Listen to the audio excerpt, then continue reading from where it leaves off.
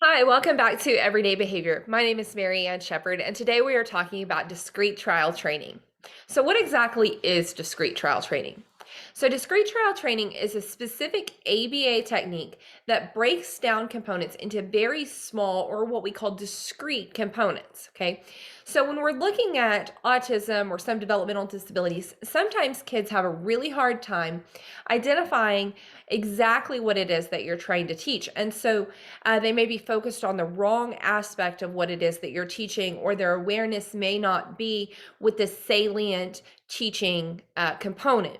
And so what DTT is it's a specific technique that was designed for teaching children with autism in order to pull out the very salient components and make that as explicit or as prevalent as possible so that the learner knows exactly what it is they can focus in or hone in on in the exact treatment component or the exact skill that you're trying to teach. And so you're really looking at providing very specific teaching. So, for example, a teacher may teach a child to begin recognizing their colors by just showing the three colors. So, we're not showing three blocks or three things, but we're just showing three pictures of three colors.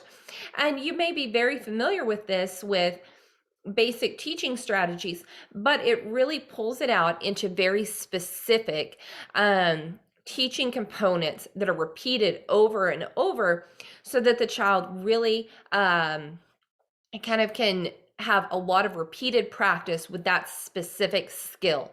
And so then you're looking at reinforcing correct learning with that specific skill. So like I said, DTT has been very effective for children with autism. It was one of the very first interventions that was developed for teaching children with autism and has a long-standing reputation or evidence base behind it. It is not the only strategy for teaching children with autism. So we will talk in this unit a little bit about some of the other strategies. So there's pivotal response training and incidental training and naturalistic training. So you don't want to rely solely on discrete trial training. But the foundations of discrete trial training should be some component of evidence-based instruction.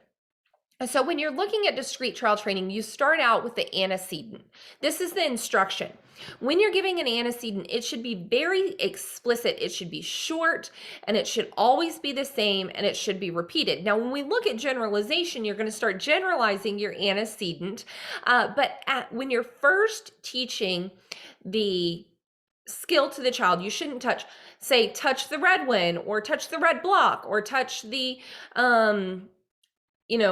red car, because when you're saying car or block or one, then that can kind of muddle what it is that you're trying to say. And so you want to be very specific with your initial instruction. Touch red, touch cow, pick up A, do this. So whatever that is, you want to do that very short, very brief instruction, very clear instruction, and you want that instruction to be the same when you're initially teaching the skill. Then, like we talked about last month, you want to give a prompt. So using your prompting strategies, you want to give your prompt. Then you record how the student responds. This is called the behavior. So if you know your ABCs, the antecedent is the instruction you give. The behavior is how the student responds. Do they respond correctly? Do they respond incorrectly? Is there no response? And then you want to provide feedback, a consequence. So your consequence or your feedback can be praise, it can be attention, it can be edible, it can be a break. Whatever this is, it should be linked to a preference assessment. We've talked about preference assessments in the past, and also kind of their behavioral preferences as far as do they prefer attention or tangibles or escapes.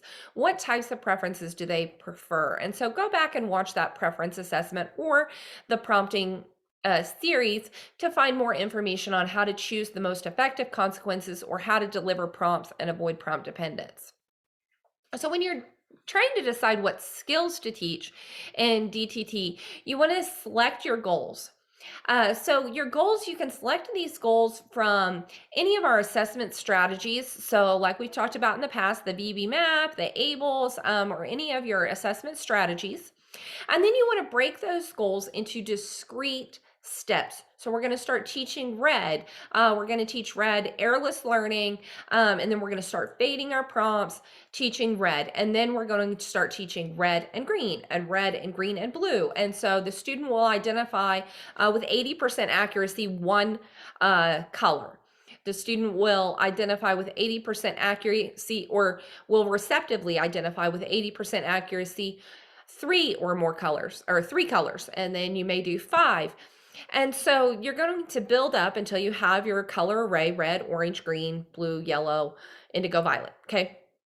And then you're going to work on receptive identification. Then you're going to, if the child has expressive language, work on expressive identification. And then you want to begin working towards generalization. Okay. You want to prepare for your data collection ahead of time. So you want to make sure that before you start, that you baseline the skill to make sure that this is an appropriate skill. And that's often built into your assessment strategies.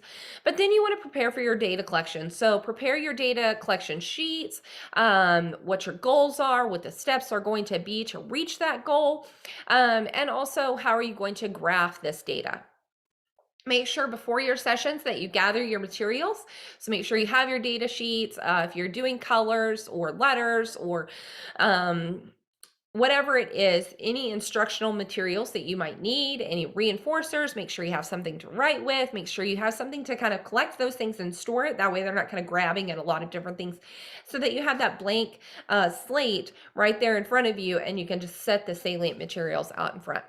Then you're going to deliver your trials using your A, B, C, and your prompting strategies. You're going to deliver each of those trials. And then make sure you keep the pace quick. So you want to keep the student engaged. And if you drag it out too long, then they're going to be kind of frustrated. You want to have a little bit of an inner response time. And so you deliver your trial, you give a little bit of a break, deliver another trial, give a little bit of a break, deliver another trial. Another thing you can do, a lot of times in DTT, trials are masked, but you can also disperse your trials. So, in true DTT, you're doing masked trials. The industry typically does 10 trials at a time, but you can also disperse your trials over time. And so maybe you're kind of mixing up what you're doing. You're working on red, and then maybe you're working on labeling a cow, and then, kind of going back and forth through a couple of different tasks. You, like I said, want to work on discrimination and generalization. So, when does red become orange? Or when does red become pink? And so you want to work on discriminating across similar materials like red, orange, and pink. But you also want to work on generalization. And so, you may work on labeling red with a picture of red, with a red car, with a red block, with a red crayon. Okay, so you also want to begin generalizing that skill, not just from your red picture, but to other red objects. Okay, and then you want to also generalize not just in that setting, but to a wide variety of settings. So there's lots of components of DTT. It's not just sitting at the table with 3 stimuli in front of you. Really make sure that you're looking at that discrimination and generalization training, but it is an excellent technique to utilize. We're going to watch a brief video here of an example of DTT. That way you can kind of see what it looks like in a tabletop setting. Point a dog. Good job. Point a dog. Good job. Point a dog. All right, good working. Okay, so you can see that her antecedent was pointed dog. That was the antecedent. The behavior was the pointing. And then the consequence after she had delivered her trials was a small edible. And so you can see that she kind of kept it fast. Make sure that you are aware from positional. You want to always alter the position. You want to move all of the stimuli, not just the dog stimuli, but you want to kind of mix them up, and just keep your pace quick. Okay, and you can see that she has her data collection there to the side with her pen and all of her materials right there in front of her. You can see that bin up there at the top of the screen. So everything is right there in front of them. We're going to watch that one more time. Point a dog. Good job. Okay, you see how she moves all of them? Point a dog. Good job. Point a dog. All right, good working. It's the consequence. And then, of course, she will need to record that data there at the end. Oh, I wasn't done. Please excuse me. Okay, so thank you so much for watching this video. I hope that you've learned a little bit in these brief moments about discrete trial training. I encourage you to look at some additional resources. Discrete trial training isn't something that you can learn fully in a 10-minute video, so watch our Facebook page for some additional resources. But thank you to everyone who helped create this video and help make these videos and this YouTube channel possible. So thank you to the Oklahoma State Department of Education, especially. And also thank you to Alexis Richardson, who helped with the videos and created each of those videos. But you can find additional information on our website at www.everydaybehaviors.com. We encourage you to like us or follow us on Facebook and hit the red subscribe button below, and be watching for maybe some upcoming podcasts here in the future with Everyday Behavior with Dr. Marianne. Thank you.